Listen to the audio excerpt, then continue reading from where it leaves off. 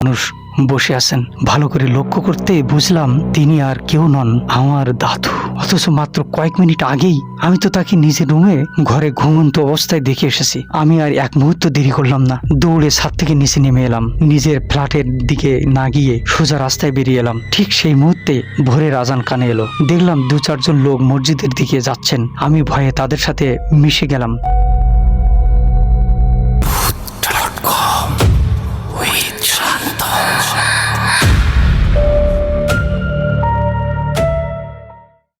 Welcome back, আপনাদের সবাইকে স্বাগত জানাচ্ছি আমি শান্ত। আশা করছি আপনারা সবাই ভালো আছেন এবং সুস্থ আছেন।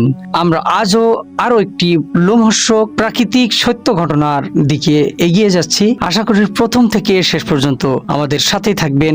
যেভাবে আমাদের কাছে ঘটনাটি লিখে পাঠানো হয়েছে আমি ঠিক সেভাবেই আপনাদের পড়ে শোনাচ্ছি। আসসালামু আলাইকুম শান্ত ভাই, আমার নাম আরিয়ান, ছদ্মনাম এটি। বর্তমানে আমি টাঙ্গাইল জেলার সখীপুর এলাকায় থাকি, তবে বড় হয়েছি সিলেট শহরের আম্বরখানা এলাকায়। আমি একজন ছাত্র, আপনার এই রহস্যবিধি অনুষ্ঠানের নিয়মিত শ্রোতা আমি দীর্ঘকাল ধরে। আগে আমার কাছে স্মার্টফোন ছিল না, তাই ইচ্ছে থাকলেও আপনার সাথে যোগাযোগ করতে পারিনি। আজ প্রথমবারের মতো আপনাকে লিখছি। ঘটনাটি আজ থেকে প্রায় 7-8 বছর আগের। তখন আমার বয়স মাত্র 14, ক্লাস 6-এ পড়ি। সময়টা ছিল 2018 সালের মার্চ মাসের মাঝামাঝি। আমার আব্বু সিলেটে একটি বেসরকারি প্রতিষ্ঠানে চাকরি করেন। আমরা 4 তলার একটি ফ্ল্যাটে থাকতাম। আমাদের পরিবারে সদস্য বলতে তখন আমরা 3 জন, আমি, আমার আব্বু আর আমার দাদু। মা মারা যাওয়ার পর আমাদের বাসায় আর কোনো নারী সদস্য ছিল না, তাই ঘরের টুকটাক কাজ বা রান্নাবান্না আমি আর আব্বুই সামলে নিতাম। আমার দাদু ছিলেন অনেক বৃদ্ধ, তিনি বিছানা থেকে একা উঠতে পারতেন না। কোথাও যেতে চাইলে তাকে ধরে নিয়ে যেতে হতো, আর হাতে থাকতো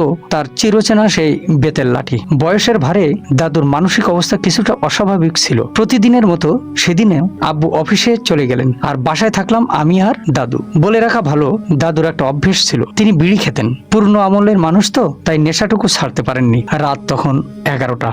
হঠাৎ দাদুর বিড়ির প্যাকেট শেষ হয়ে যায়। তিনি বিড়ি খাওয়ার জন্য একদম নাসলবান্ধা হয়ে উঠলেন। আমাকে বললেন, দাদা ভাই, 1 প্যাকেট বিড়ি নিয়ে আয় না। আমি বললাম, দাদু এখন অনেক রাত, বাইরে যেতে পারবো না তো। দাদু মুখে কিছু না বললেও তার চেহারা দেখে বুঝলাম তিনি প্রচন্ড রেগে গেছেন।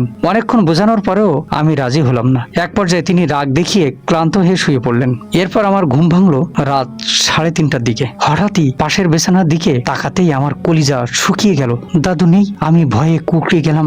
যে মানুষটা লাঠি ছাড়া 1 কদম হাঁটতে পারে না, সেই এত রাতে কোথায় গেল? আমি তড়িঘড়ি করে রুমের বাইরে বের হলাম। আমরা থাকতাম 4 তলায়। আমি ভাবলাম দাদু কি ছাদে গেলেন। ছাদে গিয়ে কাউকে পেলাম না, কোনো শব্দ নেই। আবার 4 তলায় নেমে আসলাম। ভাবলাম বিড়ি খাওয়ার নেশায় হয়তো নিচে নেমে গেছেন। আমি সিঁড়ি দিয়ে 3 তলায় নামলাম। পুরো জায়গায় খুঁজলাম, তারপর 2 তলা, এমনকি নিচ তলার কলাপসিক্যাল গেট পর্যন্ত দেখে আসলাম, কিন্তু আশ্চর্যজনক ভাবে দাদুকে কোথাও পাওয়া গেল না। হতাশ আর আতঙ্কিত হয়ে আমি আবার 4 তলায় নিজের ফ্ল্যাটে ফিরে আসলাম, কিন্তু দরজা খুলে ভেতরে ঢুকতেই আমার চোখ ছানা বড়া। দাদু ঠিক সেই জায়গাতেই শুয়ে আছেন যেখানে তাকে আমি রাতে ঘুমানোর সময় দেখেছিলাম, যেন তিনি কোথাও যাননি। আমি তাকে ডেকে তুললাম এবং জিজ্ঞেস করলাম, দাদু কোথায় গিয়েছিলে? দাদু অবাক হয়ে বললেন, কই, আমি তো কোথাও যাইনি। আমি পুরোপুরি হতভম্ব হয়ে গেলাম। দাদু কি আমার সাথে মজা করছেন? আমি সত্যিটা জানার জন্য অনেক চাপাচাপি করলাম। আগে বলেছিলাম দাদু খুব বদমেজাজি ছিলেন। এক পর্যায়ে তিনি ক্ষিপ্ত হয়ে আমাকে মারতে আসলেন। তার রাগ দেখে আমি বুঝলাম তিনি কোনো নাটক করছেন না। সত্যি তিনি জানতেন না যে তিনি বিছানায় ছিলেন না। ওই রাতে আমি আর 1 মুহূর্ত ঘুমাতে পারিনি। ভয় আর দাদুর উপর রাগ মিশিয়ে আমি ছাদে গিয়ে একা বসে রইলাম। ফজরের আজান হতে তখন আর মাত্র কিছুক্ষণ বাকি। ছাদে বসে থাকতে থাকতে হঠাৎ আমার নজর পড়লো পাশের বিল্ডিং এর দিকে। আমাদের ছাদের ঠিক উল্টো দিকেই আরেকটি 5 তলা ভবন ছিল। দুটো ছাদ এতটাই কাছাকাছি যে খুব সহজেই এক ছাদ থেকে অন্য ছাদে যাতায়াত করা যায়। ওই ছাদের উপর একটা পুরনো কাঠের খাট পড়ে থাকতে দেখলাম। সাধারণত কোনো ভাড়াটিয়া পাওনা টাকা না মিটিয়ে চলে গেলে মালিক পক্ষ তাদের আসবাবপত্র এভাবে আটকে রাখে। হয়তো ওই খাটটিও সেভাবে পরিত্যক্ত অবস্থায় পড়েছিল। কিন্তু ওই খাটের দিকে তাকাতেই আমার কলিজাটা শুকিয়ে গেল। যা দেখলাম তাতে আমার গা শিউরে উঠল। দেখলাম সেই পরিত্যক্ত খাটের ওপর এক বৃদ্ধ মানুষ বসে আছেন। ভালো করে লক্ষ্য করতে বুঝলাম তিনি আর কেউ নন, আমার দাদু। অথচ মাত্র কয়েক মিনিট আগেই আমি তো তাকে নিজের রুমে ঘরে ঘুমন্ত অবস্থায় দেখে এসেছি। আমি আর 1 মুহূর্ত দেরি করলাম না, দৌড়ে ছাদ থেকে নিচে নেমে এলাম। নিজের ফ্ল্যাটের দিকে না গিয়ে সোজা রাস্তায় বেরিয়ে এলাম। ঠিক সেই মুহূর্তে মুহূর্তে ভোরের আজান কানে এলো। দেখলাম 2-4 জন লোক মসজিদের দিকে যাচ্ছেন। আমি ভয়ে তাদের সাথে মিশে গেলাম এবং ফজরের নামাজ পড়ে তবেই ফিরলাম। কিন্তু বাসায় ফিরেও ভেতরে ঢোকার সাহস পাচ্ছিলাম না। কিছুক্ষণ পর আব্বু মসজিদ থেকে ফিরলে তার সাথে আমি ঘরে ঢুকলাম। দেখলাম ভিতরে সবকিছু একদম স্বাভাবিক। আমি এই অলৌকিক ঘটনাটি আব্বুকে অনেকবার বোঝানোর চেষ্টা করেছি, কিন্তু তিনি এটাকে স্রেফ আমার মনের ভুল বলে উড়িয়ে দিয়েছেন। আজ 3 বছর হলো আমার দাদু মারা গেছেন, কিন্তু সেই রাতের স্মৃতি আমি আজও ভুলতে পারিনি। মাঝে মধ্যে দাদুকে আমি স্বপ্নে দেখি। শান্ত ভাই, আমার জীবনে ঘটে যাওয়া প্রথম এই ঘটনাটি শতভাগ সত্য। ভালো লাগলে সবাইকে পড়ে শোনাবেন। এই বলে তিনি তার লোমহর্ষক ঘটনাটি শেষ করেছেন। আশা করছি আরিয়ানের পাঠানো এই ঘটনাটি আপনাদের ভালো লেগেছে। কেমন লাগলো তা অবশ্যই কমেন্ট সেকশনে আমাদের জানাবেন এবং বন্ধুদের সাথে শেয়ার করতে ভুলবেন না। জানি না এই ঘটনাটি আপনাদের কাছে কতটা ভয়ঙ্কর মনে হয়েছে। গল্পটি ভালো লাগলে অবশ্যই শেয়ার করবেন। আপনাদের মতামত আমাদের জন্য অনেক মূল্যবান। আজ এই পর্যন্তই। ফিরে আসবো আগামী পর্বে নতুন কোনো বাস্তবে ঘটে যাওয়া রহস্যময় গল্প নিয়ে। সেই পর্যন্তই সবাই ভালো থাকুন, সুস্থ থাকুন, আর মোস্ট ইম্পর্টেন্টলি RJShantoBhut.com এর সাথেই থাকুন। আল্লাহ হাফেজ। Welcome back. আপনাদের সবাইকে আবারও স্বাগত জানাচ্ছি। আমি শান্ত। আশা করছি আপনারা সবাই ভালো আছেন এবং সুস্থ আছেন। আমিও আপনাদের দোয়ায় বেশ ভালো আছি। আজ অনেকদিন পর আমার পছন্দের একজন স্টোরি টেলার তান তুষারের পাঠানো একটি বিশেষ ঘটনা আপনাদের শোনাবো। আশা করছি এই ভৌতিক অভিজ্ঞতাটি আপনাদের ভালো লাগবে। যদি ভালো লাগে তবে অবশ্যই আমাদের জানাবেন। চলুন শুরু করা যাক আজকের মূল ঘটনা। কিছু মানুষ থাকে যাদের ছোটবেলা থেকেই ভয়ের সাথে এক ধরনের সখ্যতা থাকে। ভয় তাদের সহজে কাবু করতে পারে না। কিন্তু এমন সাহসী মানুষদেরও যদি ভয় একবার পেয়ে বসে তবে সেটা হয় অত্যন্ত ভয়াবহ। তেমন একজন মানুষ হলেন রাশেদ, ছদ্মনাম ইউজ করেন, যিনি পেশা একজন অভিজ্ঞ অ্যাম্বুলেন্স চালক। বেশ কয়েক বছর আগের কথা। রাশেদ এই পেশায় আসার আগে প্রায় 3 বছর সহকারীর কাজ করেছেন। তার দীর্ঘ অভিজ্ঞতায় তিনি বহু বিচিত্র পরিবার, সংকটাপন্ন রোগী আর অগণিত মৃতদেহ দেখেছেন। যখন তিনি নিজে পূর্ণাঙ্গ ড্রাইভার হিসেবে কাজ শুরু করেন তখন তিনি 25 বছরের এক টকবগে যুবক। দীর্ঘদিনের অভিজ্ঞতা থাকায় এই কঠিন পেশাটি তার কাছে খুব একটা জটিল মনে হতো না। ঘটনা শুরু হয় একদিন বিকেলে। রাশেদ তখন বাড়িতেই ছিলেন। হঠাৎ তার ফোনে একটি কল আসে। তাদের এলাকার পরিচিত এক বড় ভাই তাকে জরুরি প্রয়োজনে মোড়ের চায়ের দোকানে দেখা করতে বললেন। রাশেদ যখন সেখানে পৌঁছালেন তখন বিকেল গড়িয়ে সন্ধ্যা নামছে। বড় ভাই তাকে নিচু স্বরে বললেন, রাশেদ, তুমি কাছের ছোট ভাই বলেই তোমাকে ডাকলাম। আমার পরিচিত এক সম্ভ্রান্ত পরিবারের 20 বছরের একটি ছেলে আত্মহত্যা করেছে। পরিবারটি বেশ মর্যাদার সম্পন্ন, তাই তারা চাচ্ছে না বিষয়টি জানাজানি হোক বা পুলিশি কোনো ঝামেলা হোক। তারা খুব গোপনীয়তার সাথে লাশটি গ্রামে নিয়ে দাফন করতে চায়। আমি তাদের কথা দিয়েছি একটা ভালো অ্যাম্বুলেন্স ঠিক করে দেব। তুমি কি লাশটি নিয়ে সিলেটে যেতে পারবে? রাশেদ একটু চিন্তা করে রাজি হলেন। জানতে চাইলেন কখন রওনা দিতে হবে। লোকটি জানালেন তারা চাচ্ছে গভীর রাতে রওনা দিতে, যাতে আশপাশের কেউ টেরও না পায়। সম্মান বাঁচানোর তাগিদে তারা সবটুকু সতর্কতা অবলম্বন করছে। রাশেদ ঠিকানা নিয়ে প্রস্তুতি নিতে চলে আসলেন। ঢাকা থেকে সিলেট অনেকটা পথ, তাই গাড়ির সবটুকু তদারকি করা প্রয়োজন। তিনি তার সহকারীকে ফোন দিলেন সাথে যাওয়ার জন্য, কিন্তু সহকারী ছেলেটি তার আত্মীয়র বিয়ে উপলক্ষে আগে থেকে ছুটিতে ছিল। অনেক অনুরোধ করেও তাকে পাওয়া গেল না। অগত্য রাশেদ একাই যাওয়ার সিদ্ধান্ত নিলেন। রাত 8টার দিকে তিনি নির্দিষ্ট ঠিকানায় পৌঁছালেন। বিশাল এক অট্টালিকা। দারোয়ান গেট খুলে দিলে তিনি গ্যারেজে গাড়ি পার্ক করলেন।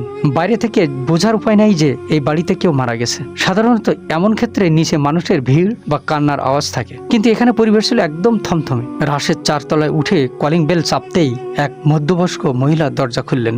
ভেতরে ঢুকে রাশেদ দেখলেন ডাইনিং রুমের মেঝেতে একটি বড় লাল ফুলের প্রিন্টের চাদর দিয়ে ঢাকা রয়েছে লাশটি। ঘরে বেশ কিছু মানুষ থাকলেও কারো মুখে কোনো কথা নেই। সবাই যেন ক্লান্ত আর বিষণ্ণ। মারা যাওয়া ছেলেটির বড় ভাই রাশেদের সাথে কথা বললেন।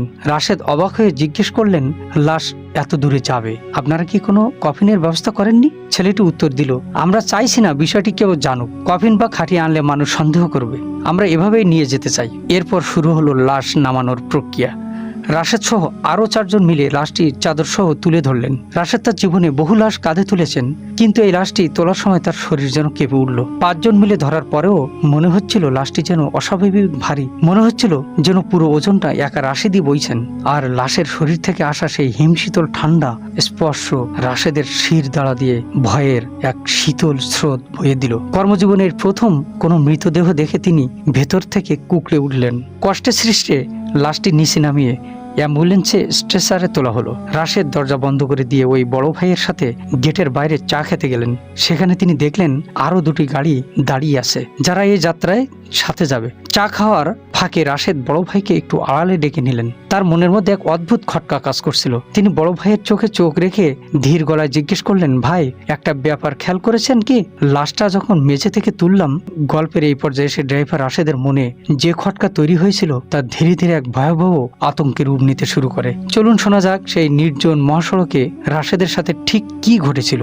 রাশেদ বড় ভাইকে উদ্দেশ্য করে বললেন, আসলাম ভাই, আমার কেন জানি মনে হলো লাশটা অস্বাভাবিক ভারী। কোনো প্রাণহীন শরীর এত ওজনদার হতে পারে তা আমার অভিজ্ঞতায় নেই। আপনারা চারজন মিলে ধরার পরেও মনে হচ্ছিল আমি একাই যেন পুরো ভারটা বইছি। মহল্লার বড় ভাই আসলাম সাহেব কিছুটা চিন্তিত মুখে সায় দিলেন। আসলে রাশেদ, আমিও ঠিক এই ব্যাপারটা খেয়াল করেছি। আমার মনে হচ্ছিল হাতের ওপর এত বেশি চাপ পড়ছে যে আমি বুঝি এখনই ছেড়ে দেব। মৃতদেহে এমন কিছু অস্বাভাবিকতা থাকতেই পারে। তুমি তো এই জগতেরই মানুষ, আমার থেকে ভালো তোমারই জানার কথা। ঠিক সেই সময় বাড়ির দারোয়ান এসে জানালো সবাই রওনা দেওয়ার জন্য প্রস্তুত। গাড়িতে ওঠার সময় রাশেদ লক্ষ্য করলেন এক অদ্ভুত ব্যাপার। এত বড় পরিবার, এত আত্মীয় স্বজন, কিন্তু অ্যাম্বুলেন্সের লাশের সাথে যাওয়ার জন্য কেউ রাজি হলো না। সবাই যার যার ব্যক্তিগত গাড়িতে উঠে পড়লো। রাশেদ এই আচরণে বেশ অবাক হলেন। আপন মানুষটির শেষ যাত্রায় সবাই এমন দূরত্ব বজায় রাখছে কেন? তাকে নির্দেশ দেওয়া হলো তিনি যেন আগে আগে গাড়ি চালিয়ে সিলেট মেডিকেলের মোড়ে গিয়ে দাঁড়ান। রাত 9টার দিকে যাত্রা শুরু হলো। সামনে একটি গাড়ি, মাঝে রাশেদের অ্যাম্বুলেন্স এবং পেছনে পরিবারের আরেকটি গাড়ি। কিন্তু ঢাকা পার হওয়ার পর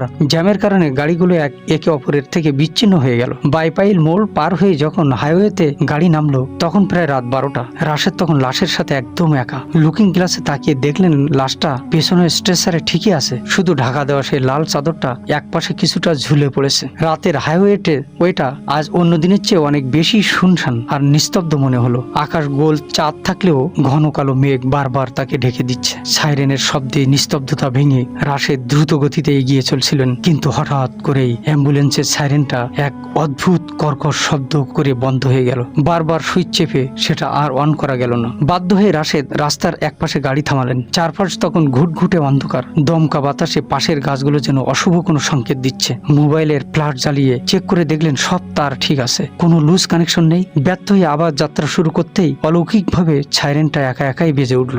রাশেদ এবার বেশ ভয় পেলেন। তিনি সুইচ অফ করে দিলেন, কিন্তু তার মনে হতে লাগলো গাড়ির ভেতরে অদৃশ্য কেউ একজন আছে। ভয় কাটাতে না কাটাতেই গাড়ির রেডিওটা একা একা অন হয়ে গেল। কোনো ফ্রিকোয়েন্সি পাচ্ছিল না, শুধু ঝিরঝির শব্দ ভেসে আসছিল। তারপর আবার আপনা আপনি বন্ধ হয়ে গেল। কিছুক্ষণের মধ্যে আবার রেডিও অন হয়ে বারবার চ্যানেল বদলাতে লাগলো। ঠিক তখনই বা পাশের রিয়ার ভিউ মিরর বা লুকিং গ্লাসে চোখ পড়লো রাশেদের। তার শিরদাঁড়া দিয়ে ভয়ের এক শীতল স্রোত বয়ে গেল।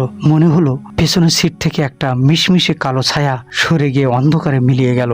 রাশেদ নিজের মনকে সান্ত্বনা দিলেন, হয়তো চোখের ভুল। কিন্তু পরিবেশটা ক্রমেই শ্বাসরুদ্ধকর হয়ে উঠছিল। হঠাৎ তার মনে হলো অ্যাম্বুলেন্সের ভেতর থেকে কেউ একজন ফিসফিস করে কিছু বলছে। কথাগুলো অস্পষ্ট, যেন বাতাসের সাথে মিশে যাচ্ছে। এরপরে এক ঝলক হিমশীতল বাতাস তার শরীর ছুঁয়ে চলে গেল। ভয়ের চোটে রাশেদ গিয়ার পরিবর্তন করতে গিয়েও ভুল করতে লাগলেন। রাস্তার দুপাশের বড় বড় গাছের ছায়াগুলো যেন দানবের মতো এগিয়ে আসছে। হঠাৎ তিনি দেখলেন সামনের রাস্তায় হেডলাইটের আলোয় এক চমট বাঁধা অন্ধকার অবয়ব দাঁড়িয়ে আছে। গাড়ি থামানোর কোনো উপায় ছিল না। রাশেদ সেই অবয়বের উপর দিয়েই গাড়ি চালিয়ে দিলেন, কিন্তু কোনো শব্দ হলো না। মনে হলো গাড়িটি কোনো কুয়াশার ভেতর দিয়ে বেরিয়ে গেল। ঠিক সেই মুহূর্তে চলন্ত গাড়ির পেছনের দরজায় শব্দ হতে লাগলো। গাড়ির স্পিডোমিটার তখন গতি 70 কিলোমিটারের উপরে। এত দ্রুত গতির একটি গাড়ির পেছনের দরজায় বাইরে থেকে কে নক করতে পারে? রাশেদের হাত পা জমে বরফ হয়ে গেল। শব্দের তীব্রতা বাড়তে থাকলে তিনি বাধ্য হয়ে গাড়ি থামালেন। অস্থির মনে গাড়ি থেকে নেমে চোখে মুখে পানি দিলেন। ভাবলেন হয়তো সবটাই মনের ভুল। কিন্তু মনের একটা তাগিদে তিনি পেছনের দরজাটা চেক করতে গেলেন। গাড়ির পেছনের কাছের দিকে তাকাতেই তার হার্টবিট যেন বন্ধ হয়ে যাওয়ার উপক্রম হলো। কাছের উপর দিয়ে গড়িয়ে পড়ছে তাজা রক্তের ফোঁটা, আর জায়গায় জায়গায় থোকা থোকা রক্ত জমাট বেঁধে আছে। তবে কি এই চলন্ত গাড়িতে রক্তাক্ত হাতে কেউ বারবার দরজায় করাঘাত করছিল? রাশেদ তখন এক চরম সংকটে। পেছনে এক রহস্যময় নিথর দেহ, আর বাইরে এত ওত পেতে থাকা এক অদৃশ্য বিপদ। গাড়ির পেছনের কাছে রক্ত দেখে রাশেদ স্থির হয়ে দাঁড়িয়ে রইলেন। কিছুক্ষণ পর নিজেকে সামলে নিয়ে তিনি আবার গাড়িতে উঠলেন। পেছনের লাশের দিকে আর চোখে তাকিয়ে দেখলেন সবই তো ঠিক আছে। ভাবলেন হয়তো অতিরিক্ত ক্লান্তিতে তিনি ভুল দেখছেন। ভয় তাড়াতে রেডিওটা আবার অন করে দিয়ে তিনি ড্রাইভিং সিটে বসলেন। দীর্ঘ পথ পাড়ি দেওয়ার পর তার ভয় কিছুটা কেটে গেল। সামনের গাড়িগুলোর আর দেখা নেই, হয়তো তারা অনেক দূর এগিয়ে গেছে। হঠাৎ আবার সেই অদ্ভুত সমস্যা শুরু হলো। রেডিওর ফ্রিকোয়েন্সি হারিয়ে গিয়ে বিশ্রী শব্দ করতে লাগলো। রাশেদ এক হাতে রেডিও ঠিক করার চেষ্টা করছিলেন, ঠিক তখনই গাড়ির ভেতরের তাপমাত্রা অস্বাভাবিকভাবে কমতে শুরু করলো। এসি বন্ধ থাকলেও মনে হচ্ছিল যেন তিনি কোনো হিমঘরের ভেতরে বসে আছেন। এর মধ্যেই তার কানের পাশ দিয়ে কিসের যেন একটা ডানা ঝাপটানোর শব্দ বয়ে গেল। শব্দটা অনুসরণ করে রাশেদ দেখলেন গাড়ির সাইড ভিউ মিররের উপরে এক বিশাল কুৎসিত পেঁচা বসে আছে। এত জোরে গাড়ি চালানোর পরেও পাখিটির শরীরে একটা পালকও নড়ছে না। হঠাৎ পেঁচাটি তার ঘাড় ঘুরিয়ে সরাসরি রাশেদের চোখের দিকে তাকালো। রাশেদ দেখলেন পাখিটির চোখে কোনো মনি নেই, তার বদলে রক্তের মতো টকটকে লাল এক আভা বেরিয়ে আসছে। সেই চোখের দিকে তাকাতেই রাশেদ হিতাহিত গান হারিয়ে ফেললেন। ঠিক সেই মুহূর্তে তার মনে হলো পেছন থেকে কেউ একজন তার কাঁধে অত্যন্ত ঠান্ডা এক জোড়া হাত রেখেছে। সাহস সঞ্চয় করে পেছনে তাকাতেই রাশেদের রক্ত হিম হয়ে গেল। পেছনের চাদর ঢাকা লাশটি আর শুয়ে নেই, সেটি উঠে বসেছে এবং তার হাত রাশেদের কাঁধে। প্রচন্ড এক ধাক্কার শব্দে রাশেদের সব চেতনা হারিয়ে গেল। যখন চোখ খুললেন দেখলেন তিনি রাস্তার পাশের ঝোপঝাড়ের ভেতর পড়ে আছেন। তার কপালে তখনও ঘাম। সামনেই সেই পরিবারের লোকজন দাঁড়িয়ে। তারা জানালো রাশেদকে ফোনে না পেয়ে তারা ফিরে এসেছিল এবং তাকে গাড়ির ড্যাশবোর্ডে অজ্ঞান হয়ে অবস্থায় পেয়েছে। রাশেদ সবাইকে ঘটনাটি খুলে বললেন। যখন সবাই মিলে লাশটি আবার ঠিক করতে গেল তখন দেখা গেল এক বীভৎস দৃশ্য। লাশের চোখের মণি দুটো কেউ যেন খুবলে নিয়ে গেছে, সেখানে শুধু জমাট বাঁধা রক্ত। ভয়ে ভয়ে লাশটি আবার চাদর দিয়ে ঢেকে দেওয়া হলো। সিদ্ধান্ত হলো এখন থেকে ড্রাইভারের পাশে একজন বসে থাকবে। যাত্রা আবার শুরু হলো, কিন্তু কিছুক্ষণ পর পাশে বসে থাকা লোকটিও চিৎকার করে গাড়ি থামাতে বললেন। তিনি দাবি করলেন তিনি স্বপ্নে নয়, বাস্তবে দেখেছেন একটি পেঁচা মানুষের চোখের মতো কিছু একটা মুখে নিয়ে অন্ধকারের দিকে উড়ে যাচ্ছে। কোনো মতে সেই যাত্রায় তারা গন্তব্যে পৌঁছালেন। রাশেদ লাশ নামিয়ে দিয়ে কোনো মতে টাকা নিয়ে সেখান থেকে ঢাকার উদ্দেশ্যে রওনা হলেন। তার মন কু ডাকছিল। পরদিন সকালে তখন তিনি পার্কিং থেকে গাড়ি বের করতে গেলেন, তখন দারোয়ান তাকে ডেকে এক অদ্ভুত কথা শোনালো। দারোয়ান বলল, ভাই, কাল মাঝরাতে আপনার গাড়ির ভেতর থেকে খসখস শব্দ আসছিল। আমি লাঠি হাতে বাইরে গিয়ে দেখি আপনার গাড়ির সাইরেনটা একবার অদ্ভুত শব্দ করে বেজেই আবার থেমে গেল। মনে হলো যেন গাড়ির ভেতর কেউ একজন আপনার নাম ধরে ডুকরে কাঁদছে। রাশেদ আর কথা বাড়ালেন না। তিনি বুঝতে পারলেন কিছু কিছু যাত্রী গন্তব্যে নামলেও তাদের ছায়া হয়তো চিরকাল আমাদের অগোচরাই রয়ে যায়। গ্যারেজের দারোয়ানের কথা শুনে রাশেদ তাকে অভয় দিলেন। তিনি হাসি মুখে বললেন, আরে ভাই, এটা আপনার মনের ভুল। গাড়ির চাবি তো আমার কাছে, আর গাড়িও লক করা। আপনি হয়তো ভয় পেয়ে কাল রাতে ওসব কল্পনা করেছেন। দারোয়ান তখন তর্কের খাতিরে সাই দিলেও তার চোখে মুখে আতঙ্কের ছাপ স্পষ্ট ছিল। রাশেদ সেদিনের মতো গাড়ি নিয়ে কাজে বেরিয়ে গেলেন। কয়েকদিন পর রাশেদ আবার সন্ধ্যায় গাড়িটি সেই নির্দিষ্ট পার্কিংয়ে রেখে বাসায় ফিরলেন। পরদিন খুব ভোরে তার ফোনের রিংটোনে ঘুম ভেঙে গেল। ফোন ধরতেই ওপাশ থেকে গ্যারেজ মালিকের উত্তেজিত কণ্ঠ ভেসে এলো, রাশেদ, তুমি এখনই আমার বাসায় এসো। রাশেদ দ্রুত সেখানে গিয়ে দেখলেন মালিক এবং দারোয়ান দুজনেই ফ্যাকাশে মুখে বসে আছেন। মালিক গম্ভীর হয়ে বললেন, রাশেদ, তুমি আজই তোমার গাড়ির জন্য অন্য কোথাও ব্যবস্থা করো। এই মাসের ভাড়াও তোমাকে দিতে হবে না, শুধু গাড়িটা এখান থেকে নিয়ে যাও। অবাক হয়ে রাশেদ কারণ জানতে চাইলে দারোয়ান কাঁপা কাঁপা গলায় বলল, ভাই, কাল মাঝরাতে আবার সেই খসখস শব্দ পাচ্ছিলাম। ভাবলাম কোন কুকুর বা বিড়াল হয়তো গাড়ির নিচে ঢুকেছে। আমি টর্চ নিয়ে বাইরে বের হতেই শব্দটা থেমে গেল। যেই আমি আপনার অ্যাম্বুলেন্সটার দিকে তাকালাম অমনি গ্যারেজের মাথার উপরের লাইটটা কয়েকবার দপদপ করে পুরোপুরি নিভে গেল। চারপাশে তখন নিরেট অন্ধকার। আমি টর্চ জ্বালিয়ে সাবধানে আপনার গাড়ির দিকে এগিয়ে গেলাম। জানালার কাছে যেতেই দেখলাম ভেতরের কাচ বেয়ে চুয়ে চুয়ে তাজা রক্ত পড়ছে, ঠিক যেন এইমাত্র কেউ রক্তাক্ত হাত দিয়ে জানালার কাছে থাবা দিয়েছে। দারোয়ান দম নিয়ে আবার বলতে শুরু করলো, আমি যখন সাহস করে গাড়ির ভেতর টর্চ মারলাম তখন আমার কলিজা শুকিয়ে গেল। দেখলাম গাড়ির ভেতরে চাদর ঢাকা সেই মানুষটি সোজা হয়ে বসে আছে। সে যখন ধীর গতিতে আমার দিকে ঘাড় ঘুরালো দেখলাম তার চোখের কোটরে মনি নেই, সেখানে শুধু কাঁচা মাংস আর জমাট বাঁধা রক্তপিণ্ড। আমি আর স্থির থাকতে পারিনি, চিৎকার দিয়ে মালিকের কাছে ছুটে যাই। রাশেদ বিশ্বাস করতে পারছিলেন না। তিনি তাদের নিয়ে গাড়ির কাছে গেলেন, গিয়ে দেখলেন সত্যিই ড্রাইভিং সিটের পাশের জানালায় শুকিয়ে যাওয়া রক্তের দাগ। তিনি গাড়ি ধুয়ে রেখেছিলেন, তাই এই রক্তের কোনো জাগতিক ব্যাখ্যা তার কাছে ছিল না। এরপর থেকে রাশেদ যেখানেই গাড়ি পার করতে থাকেন সেখানেই কোনো না কোনো অলৌকিক সমস্যা হতো। শেষমেশ নিরুপায় হয়ে এক অভিজ্ঞ হুজুরির পরামর্শ রাশেদ সেই পুরনো অ্যাম্বুলেন্সটি বিক্রি করে দেন এবং নতুন একটি গাড়ি কেনেন। সেই ঘটনার রহস্য আজও উন্মোচিত হয়নি। তবে রাশেদ তার পেশা ছাড়েননি। আজও হয়তো কোনো নির্জন মহাসড়কে তিনি কোনো নিথর যাত্রীকে নিয়ে তার শেষ গন্তব্যে ছুটে চলেছেন। নিরাপদ থাকুক সকল অ্যাম্বুলেন্স চালক যারা রাত বিরাত আমাদের সেবা দিয়ে যাচ্ছেন। বন্ধুরা, এই ছিল আমাদের আজকের লোমহর্ষক অভিজ্ঞতা। গল্পটি যদি আপনাদের ভালো লেগে থাকে তবে অবশ্যই লাইক দিবেন এবং আপনাদের মতামত কমেন্টে জানাবেন। আর হ্যাঁ, যারা আমাদের চ্যানেলে নতুন এবং এখনও সাবস্ক্রাইব করেননি তারা এখনই সাবস্ক্রাইব করে বেল আইকনটি প্রেস করে রাখুন, যাতে কোনো নতুন গল্প মিস না হয়। অনেক পরিশ্রম করে আমরা প্রতি সপ্তাহে প্রতিদিন এই ঘটনাগুলো আপনাদের সামনে নিয়ে আসি, তাই আপনাদের ভালোবাসা ও সমর্থন আমাদের একান্ত কাম্য। মনে রাখবেন, আমাদের এই গল্পগুলো শুধুমাত্র